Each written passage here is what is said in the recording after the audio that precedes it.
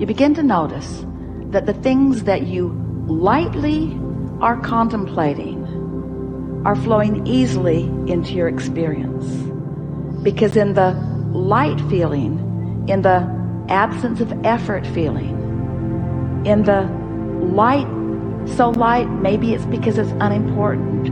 Maybe because it's unimportant, I haven't been beating the drum of it, and so I don't have a lot of momentum going in opposition to it. But in the lightness of it, the universe demonstrates it in some obvious way. So this is what brought Esther to the question. The lightness seems like the opposite of effort. So when I find myself trying, which is, we hear that from you a little bit, in the realization that you're trying, you might want to stop and say, this trying could be counterproductive.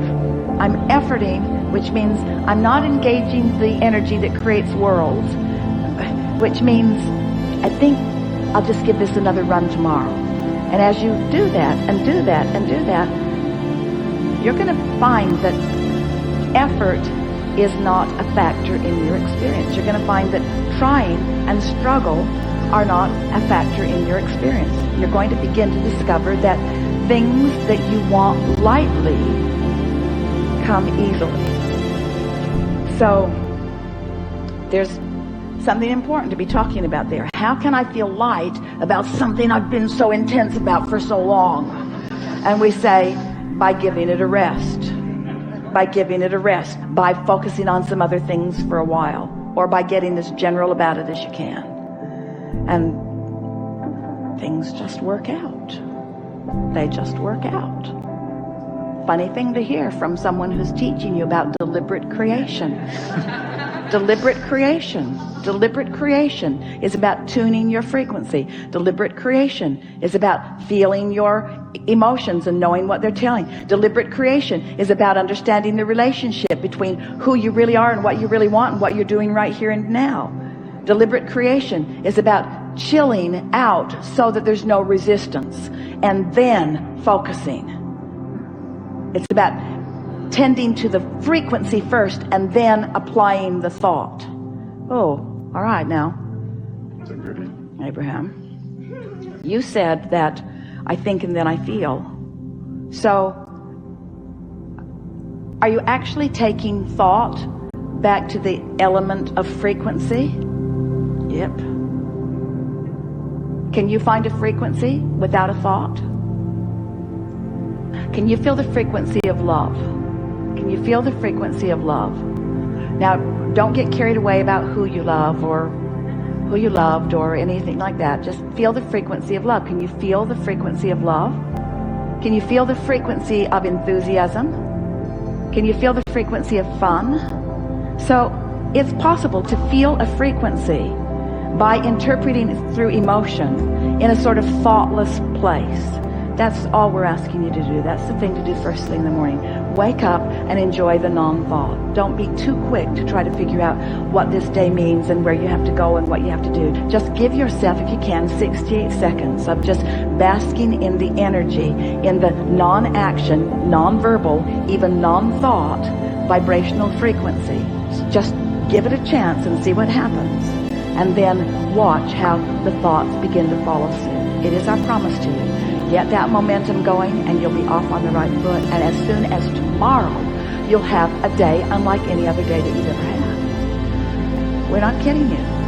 Give it a month. Give it a month and you'll feel absolute control of your experience. And when people see the difference in the way you feel, they'll say, what are you doing? And you say, it's kind of hard to describe. I'm doing a lot less than I've ever done before. Well, what do you mean? Well, I'm focused upon the way I feel. Well, what does that mean? It means I don't want to talk about this with you anymore. There's a really good chance you're going to talk me off my high-flying disc. Well, what are you smoking? Well, it's not like that. This is a non-drug high. It's a non-drug alignment. It's alignment that has always been there for me that now I'm consciously tapping into. It's alignment that I've been stumbling on all my life, just didn't know how to maintain it. Didn't know how to create it to begin with and didn't know how to maintain it. Now I do, so I'm doing a more consistent job of it. So I've got more momentum going. So I've got more airtime happening, more vibrational airtime, more attention, more verbal time, more stuff from me about those pipes that I want to keep open. What pipes are you talking about?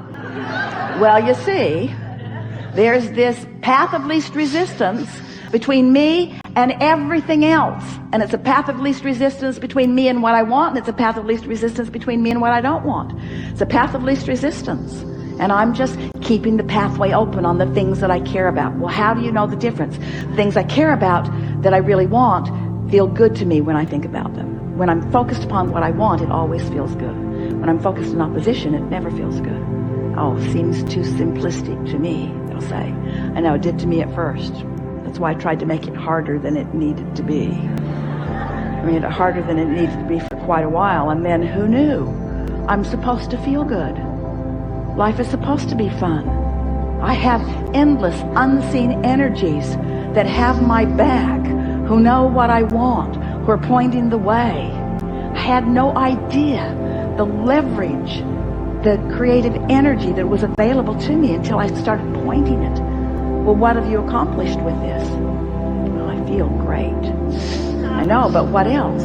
Well, I just feel wonderful. Well, what else? Well, it's too much to tell. Well, tell me something. Well, I just feel great. I feel great, and mostly nice people are around me. And people who used to bother me aren't coming around, and some of them that used to bother me don't bother me anymore. And ideas come more easily to me. I'm more intuitive. I'm more clear-minded. The things that occur to me occur in better timing. So when I act on them, I get more immediate results. The things that I want are just flowing into my experience. My day-to-day moments are really exciting. I used to look forward to a vacation and kind of put up with everything before it, and now every day feels sort of like that vacation. I have that lighthearted feeling all day, even when you're at work. Yeah, especially when I'm at work, because I feel purposeful there, and I feel momentum there, and there's this give and take thing that happens with me at work where we're all winning as a result of our co-creating together. It's some of the best time that I spend is when I'm at work. So many lovely people in this world. Have you noticed? Well, not so much. I haven't noticed that so much. Well, that's because I'm on my high-flying disc. I know that that's what... Well, now, tell me about this stupid disc. How did you get on this high-flying disc? I was born there. I was born there. I talked myself out of it with a lot of help from others who had forgotten about it too. But no, I mean, how did you get on it today? Well, I thought you'd never ask. Well, this morning when I woke up, I just thought happy thoughts.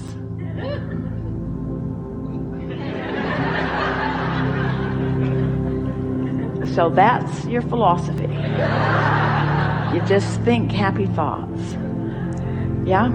I stopped watching television for the most part. There's some shows I really like that I'm recording and watching, fast forwarding through all the commercials, which means television won't be around for long because, yeah, just think happy thoughts. Hang around with people who feel good mostly. Think of reasons to feel good. But mostly, I just get up looking for a reason to feel good and almost always find it immediately. And then I milk it.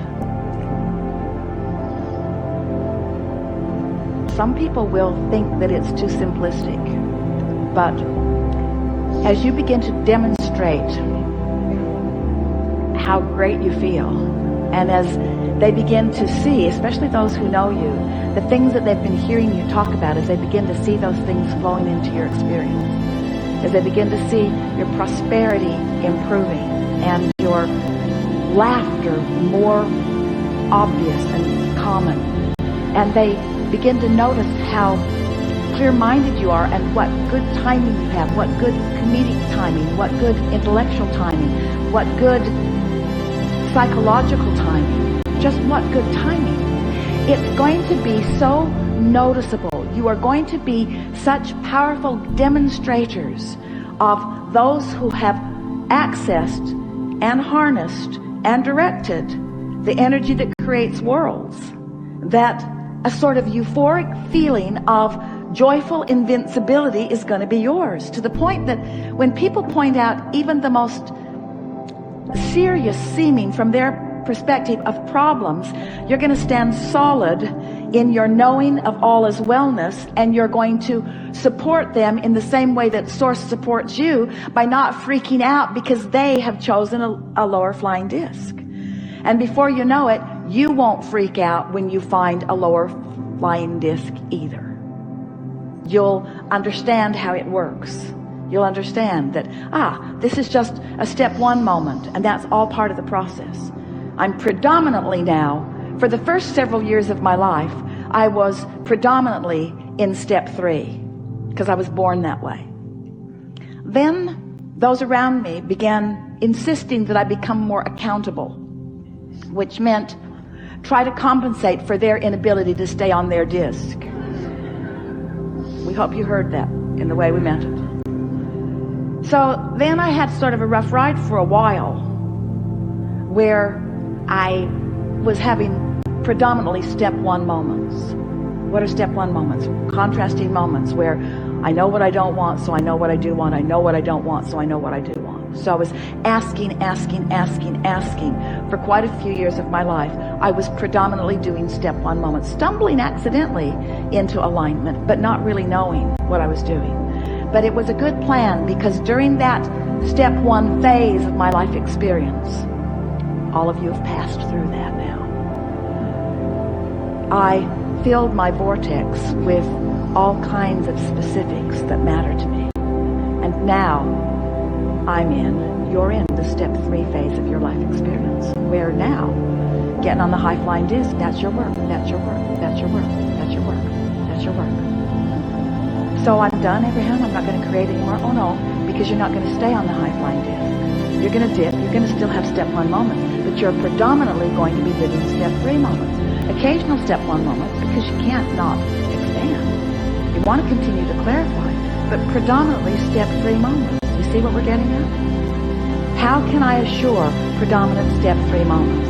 By making sure every day at least starts there. And if we have done the best sales job that we have ever done about anything, we've convinced you to at least give it a go, to at least try to see what happens. And we would so love a repeat of this gathering with these identical magnificent beings 30 days from today, to hear from you what has happened since you have found and established and maintained and enjoyed and understood what it feels like to be on that light-hearted, good feeling high flying disc.